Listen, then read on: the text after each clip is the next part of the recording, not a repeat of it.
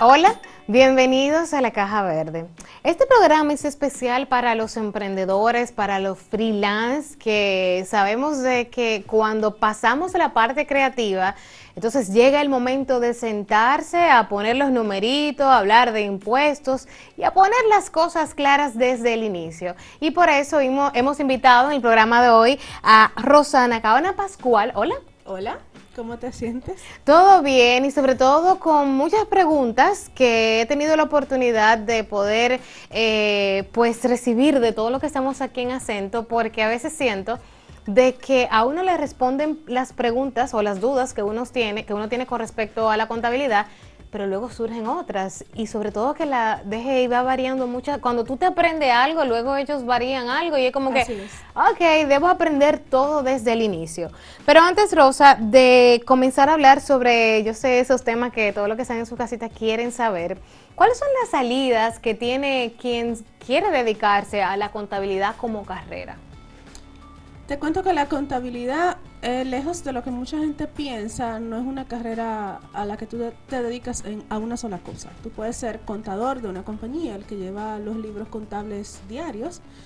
Tú te puedes dedicar al área de impuestos, te puedes dedicar a la contabilidad de costos. De hecho, la puedes mezclar un poquito más con finanzas y ser asesor financiero. La contabilidad se relaciona mucho también con economía, así que si las mezclas, dependiendo con cuáles áreas te relaciones, tú puedes tener carreras distintas dentro de la contabilidad. No es la carrera tradicional donde un contador se sentaba 2 semanas Lo que teníamos anteriormente. solitos en una oficina oscura a hacer libros contables manualmente. Ya la carrera ha cambiado mucho y tiene muchos campos de aplicación, así que ya no nos ven como personas aburridas y ermitañas. Mira, las películas siguen haciendo eso, lo siguen pintando de esa forma. Hay que culpar a Hollywood. Sí, pero la mayoría de las películas que han salido donde hay contadores están ambientadas en épocas atrás, para mencionar casos específicos. Tal vez por eso se sigue repitiendo. ¿Y qué tanto le ha ayudado la tecnología a ustedes, sobre todo cuando tienen varias empresas trabajándole al mismo tiempo, de que las cuentas no son iguales, de que los servicios no son iguales? Bastante, simplifica muchísimo el trabajo. Anteriormente un contador, si era de una compañía, solamente podía atender esa compañía, porque de hecho todo se hacía manual. Ahora con los sistemas que hay disponibles, tú puedes perfectamente atender 5 o 6 compañías diferentes dependiendo del tamaño y del equipo con el que tú cuentes también. ¿Cómo tú terminas, Rosa, trabajando Contabilidad. completamente en la contabilidad? Bueno, esa es una larga historia. Dicen que todos los contadores tenemos una carrera frustrada. Sí. En mi caso era arquitectura, porque de pequeña siempre me gustaron mucho los números y el dibujo. Y yo dije que con esa carrera yo podía mezclar ambas cosas. Pero al estar en el bachillerato, yo quise inscribirme en un politécnico, donde yo estudiaba en la mañana y en la tarde. Mi mamá no quiso. Entonces dije, ok. Comercial, estabas haciendo un Sí, comercial. quería. Pero a mi mamá no le gustó la idea. Dije, ok, entonces vas a tener que pagar extra por las clases. Y me inscribí en un curso técnico de contabilidad. Cuando me gradué del bachillerato, me tomó por sorpresa que tenía una beca del Banco Central para estudiar en INTEC. Ah, pero bien. Pero el requisito de la beca era que estudiara en el área de negocios. Digo yo, bueno, adiós arquitectura. En INTEC lo más parecido a arquitectura, que no tiene mucho que ver en realidad, es ingeniería civil, pero la beca no me pagaba esa carrera. Entonces, como ya tenía el curso técnico, dije, bueno, entonces vamos a hacer la licenciatura. Y ahí le sacaste el provecho.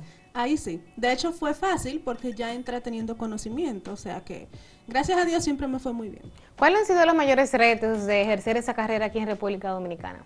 Yo creo que el mayor reto lo estamos enfrentando ahora, sobre todo los que nos fuimos por la parte de asesoría fiscal. ¿Por qué? Porque si has visto los periódicos, la DGI ha perseguido a muchos asesores por dar malos consejos a los clientes, obviamente, o sea, sí tienen su justificación, pero ahora estamos como en la mira, realmente. Ahora es cuando se hace un poquito más peligroso. Quiere decir que trabajar entonces en la esta área. responsabilidad también cae sobre el contador. El asesor, porque se entiende que el asesor es el que te lleva a crear estrategias que te ayudan a pagar menos impuestos, y eso es evasión, y la evasión se está castigando fuertemente. Ojo, Ojo. hay que tener cuidado, sobre todo esos emprendedores que al inicio quieren ganárselo todo, como dicen. No, no hay fórmula mágica, a la gente no le gusta que uno se lo diga, pero no hay fórmula mágica y no hay manera de escapar de los impuestos. Tarde o temprano llega la sanción. Entonces, desde el principio, si vas a tener un negocio, es mejor hacerlo bien para no tener ese tipo de riesgos. ¿Por qué a la gente se le hace tan pesado pagar los impuestos? Bueno, primero porque son impuestos, son Pero si tú obligatorios. ponías a pensar, por ejemplo, Rosa, si yo te hago un servicio y el servicio vamos a poner que sea 10,000 y le sumo el 18, al final ese 18 no es parte de los servicios que yo te iba a dar, yo lo sumé a mi servicio. Sí, no. Ese es uno de los impuestos. El del que la gente más se queja es el impuesto sobre la renta, que ese sí castiga tu bolsillo, porque el gobierno te lo cobra por tus ganancias. Ahí es que se asusta. Ese es el más difícil de pagar. Pero a nadie le gusta pagar impuestos, de verdad es algo que castiga tu bolsillo. O sea, tú dices, ¿y por qué yo le tengo que dar al gobierno un 27% de mi beneficio? En el caso de las compañías. Lamentablemente es la manera como funciona el Estado y que de alguna manera el Estado debe devolvérnoslo en servicios. Lo hace lento, despacito, pero al final, ¿verdad? Hay servicios deficientes, pero claro, hay. los hay. No podemos decir que el impuesto que nosotros pagamos no se usa en servicio, porque realmente hay. El problema es que son deficientes. Claro. ¿Cuál es la importancia de tener a una persona que esté capacitada para llevar la contabilidad de su negocio? Vital, totalmente. Un negocio no puede ir bien si tú no lo planificas bien financieramente. Y la base para tomar esas decisiones es la contabilidad. O sea, tú no puedes saber si tu negocio está creciendo, si tú puedes presupuestar ciertos proyectos, tú no sabes si tu negocio tiene mucha liquidez o solvencia para hacerle frente a las deudas. Un contador es vital.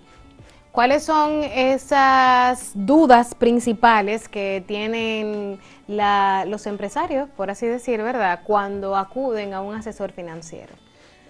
Bueno, lo primero es confiar en ese asesor, porque es una relación que se basa en la confianza. Tú tienes que saber que ese asesor te va a dar buenos consejos, que no te va a llevar a tener algún tipo de riesgos que luego te generen deudas, porque sí he escuchado casos de contadores que hacen sugerencias y le dicen al empresario, mira, no, hazlo de esta manera que te va a ir bien, pero no le dice que de esa manera, aunque se ahorre impuestos, tiene un riesgo. Entonces cuando llega la sanción que amerita ese riesgo, se ponen la mano en la cabeza y dicen, ay, pero mi contador no me dijo eso. Entonces sí, tienes que saber a quién estás contratando. Y sobre todo de que uno es un libro abierto, porque estás diciendo todo lo que te entra mensualmente a una persona. Debes de tener algún tipo de, vamos a decir, de confianza con él cuando tú vayas a hacer eso, ¿cierto? Claro. Es como cuando vas al médico, tú pones tu vida en manos del médico, tú pones tu compañía en manos del contador. Bueno, eso es importante, sobre todo la gente que lo quiere dejar para último. ¿Cuál es ese nivel en cuando ya llegan a un asesor financiero? Por ejemplo, lamentablemente aquí la medicina no es preventiva. La gente va al médico cuando ya tiene ese dolor que no aguanta más. Pasa eso igual con la contabilidad, cuando ya la empresa está decaída, ahí llegan donde el asesor financiero, mira, ayúdame, rescátame. No necesariamente. Hay personas que son más organizadas y lo hacen a la par en que la empresa va creciendo. Hay muchas otras que siempre lo han hecho las cosas de una manera, cuando ven que esa manera no funciona y le genera un problema, entonces dicen, tengo que cambiar mi contador. Y ahí, voilà, el cambio. Sí, tiene que ser. Busquen ahora su notita porque las preguntas un poquito más elaboradas vienen en el siguiente bloque, así que no se muevan de la caja verde.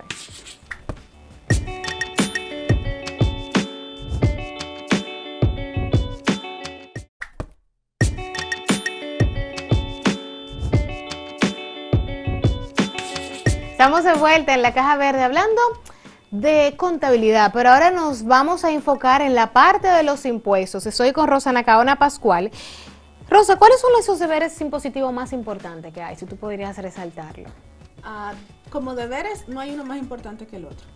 Hay uno que te puede afectar más que otro dentro de tu negocio, pero los deberes son todos importantes. Entonces, los que son del negocio que sí te pueden afectar es uno de ellos es cumplir con tus declaraciones dentro de las fechas límites, porque si te pasas de esa fecha establecida, entonces tienes que pagar penalidades que son muy caras, muy caras. De hecho, la tasa que te cobra la DGI por un mes de penalidad por atrasarte un mes o un día, porque es por mes o fracción de mes, es similar a la que se le paga anual al banco por un préstamo hipotecario. Oh, wow, pero esa fecha deben de ponerle en grande en la agenda para que nunca se le pase. Claro, tienes que tener una metodología ya establecida.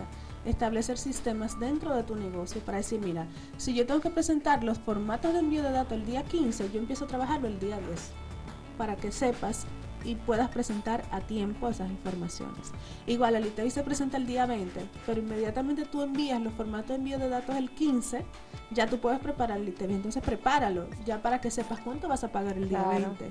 Y así ya puedes hacer el pago a tiempo, por ejemplo. ¿Cómo tú recomiendas, Rosa, que la gente organice las facturas y demás, sobre todo los emprendedores que solemos mandar factura, la ponemos toda en el escritorio y luego entonces comenzamos ahí a agruparla? ¿Cómo tú le sugieres a esos emprendedores de cómo organizarse para cuando lleguen esas fechas solamente tener que mandar y ya?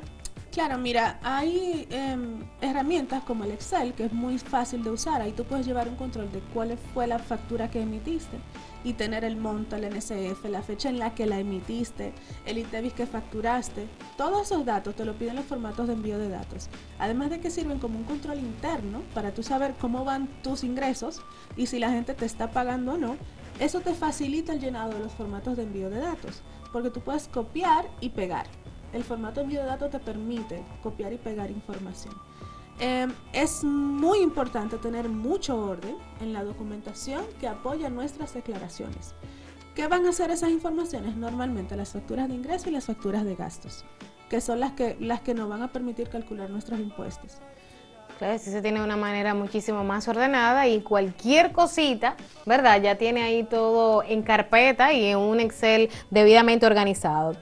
¿Qué es el RNC? Mucha gente, oye, en los restaurantes, yo quiero mi factura con RNC, yo quiero mi factura con crédito fiscal. Hablan un poquito sobre eso, sobre todo de que la DGI ha tratado de informar al respecto, pero yo siento como que no es tan llana esa información que está cediendo.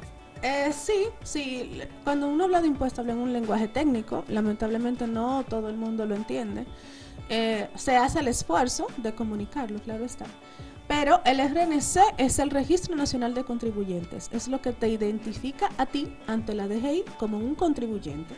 El contribuyente es el que paga el impuesto. ¿Sí? Tu RNC puede ser un número asignado por la DGI, como es el caso de las compañías, o puede ser tu cédula, cuando tú trabajas de manera independiente. Cuando tú pides factura con crédito fiscal, es porque vas a usar ese gasto al momento de calcular tus impuestos. Y te vas a adelantar el ITEVIS que hayas pagado en esa factura. Yo creo que es el detallito que a veces la gente se confunde mucho. ¿Quiere decir, Rosa, entonces que no todo se debe de pedir con crédito fiscal? No necesariamente. Si tú eres una persona física que no tienes un negocio, por ejemplo, cuando yo voy a la farmacia y pido, no sé, un antigripal ahora que tengo gripe, yo no necesito adelantarme ese gasto, porque ni siquiera es deducible para mi compañía. Hay que saber que los gastos que son deducibles para mi compañía son los que ayudan a que la compañía pueda generar más ingresos. ¿Y para las personas físicas, por ejemplo, en ese caso de la farmacia? No, digamos que para las personas físicas hay un beneficio especial. Hay una parte de tu ingreso anual por el cual no vas a pagar impuestos, que es una exención contributiva, así se llama. Esa exención contributiva son 416.220 pesos que el gobierno te permite ganar sin que tú pagues impuestos por ello. Y el objetivo de ese ingreso es que tú puedas cubrir tus gastos básicos. Dentro de eso estaría ir a la farmacia. Sin embargo, si te pasas de ese monto, ya ahí entonces sí se hace el cobro del impuesto. Si ganas más que eso, sí, claro está. Ah, mira, y a veces uno piensa de que esa cantidad es mucho, sin embargo, uno debe pensar en el año completo esa cantidad. Sí, eso se traduce a un ingreso mensual promedio de 35.000 pesos aproximadamente. O sea, que más o menos es la media. Hay cosas buenas en los impuestos. Sobre los gastos escolares, yo he visto a través de tus redes sociales que has hablado mucho de eso y la gente te bombardea siempre con muchas preguntas. Sí. Si, por ejemplo, uno como persona física tiene el beneficio de pedir la factura con crédito fiscal cuando hace, ya sea en la universidad, un posgrado o algo, ¿podrías orientarnos al respecto? Sí, mira, los gastos educativos es un beneficio que tenemos desde el año 2009. Ese beneficio nos permite deducir gastos en educación propia o de nuestros dependientes directos que no sean asalariados. Okay. ¿Sí? Podemos, a través de ese régimen, deducir gastos de preescolar, de primaria, secundaria, universitarios y técnicos. O sea, todo lo que tiene que ver con educación. Sí, lo único que tienes que hacer es registrarte con un usuario en la oficina virtual tu RNC, en este caso va a ser la cédula, registras una clave y pones tus datos. Sí. Cuando tienes ese acceso en la oficina virtual te sale en la columna de la izquierda un letrerito que dice gastos educativos, panel de gastos educativos, y ahí es donde registras las facturas de gastos educativos que puedas tener. Es importante mencionar que, por ejemplo, para el año escolar, que empieza en agosto y se acaba en junio, tú no los reportas por el año escolar, sino por el año calendario. Sí, tiene que ser de enero a diciembre del año que vas a reportar. Claro, porque es por año los reportes. Así es, así es. Mira, hay 3 letras que hemos visto mucho, sobre todo porque hay una fecha límite que se acerca o se acercó, y es el PST. ¿Qué es eso? Es un procedimiento simplificado de tributación, aplica generalmente para pequeños negocios. En estos días hablamos mucho del PST porque el 15 de enero fue la fecha límite para solicitar acogerse a ese régimen. O sea, ya terminó. Quien no se acogió ya no tiene la oportunidad de acogerse. Puede hacerlo, pero ya no para 2019, sino para 2020. Okay. Igual, cuando ya tú lo solicitas y te aprueban ese régimen, ya tú no tienes que volverlo a solicitar, ya lo tienes. La única manera de salir de ahí es si dejas de cumplir con los requisitos. ¿Cuáles son esos requisitos para entrar al PST y sobre todo cuáles son las ventajas de pertenecer al PST? Ok, voy a responder en el mismo orden. Requisitos son ahora, porque aparentemente lo están modificando. Seguro viste la noticia de que van a eliminar el anticipo para las personas que ganen menos de 8 millones de pesos.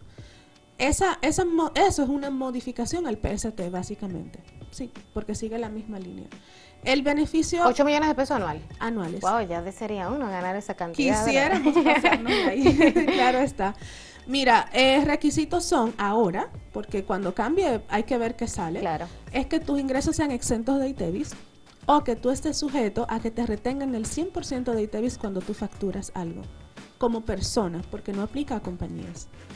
Esos requisitos limitan mucho la cantidad de personas que se pueden acoger, y el objetivo de este régimen es que muchas personas se formalicen y empiecen a pagar impuestos, pero como no aplican por esos requisitos, entonces lo están modificando.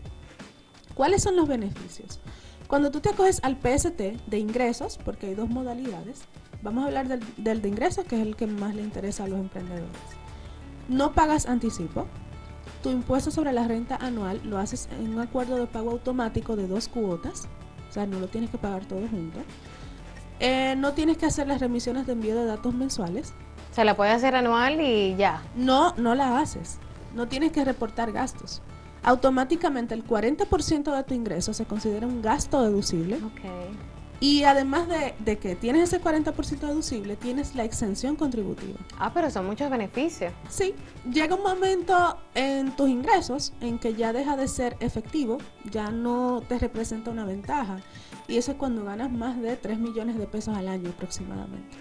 Bueno, ya ahí, ¿verdad? Pero ahí decides si quieres acogerte al PST o si te quedas por el régimen ordinario, porque tus gastos son mayores a los que el PST te permite reportar. Pero por ejemplo, en ese caso de que, por ejemplo, yo gane 3 millones de pesos anual y la base del PST son 8 millones, entonces yo de igual forma sí me puedo salir aunque sean 3 millones de pesos y no 8, que es lo que contempla el PST. Claro, o sea, lo normal es que tú pertenezcas al régimen ordinario, a menos que decidas acogerte a un procedimiento simplificado, que es un régimen especial. Pero no necesariamente tienes que estar bajo el régimen especial. Ahí tú entras o sales. Ah, pero mira que bien. Para aquellos que le interese, pues que se pongan en acción ahora en el 2019 para que comience su 2020, ¿verdad? Si le interesa, claro, estando en el PST. Las cartas de retención, esos certificados, ahora hay mucha gente que está corriendo buscándola. Pero yo te hice esa pregunta para que el que está ahí sentadito se quede sentadito y espere la respuesta de Rosa cuando volvamos de la pausa.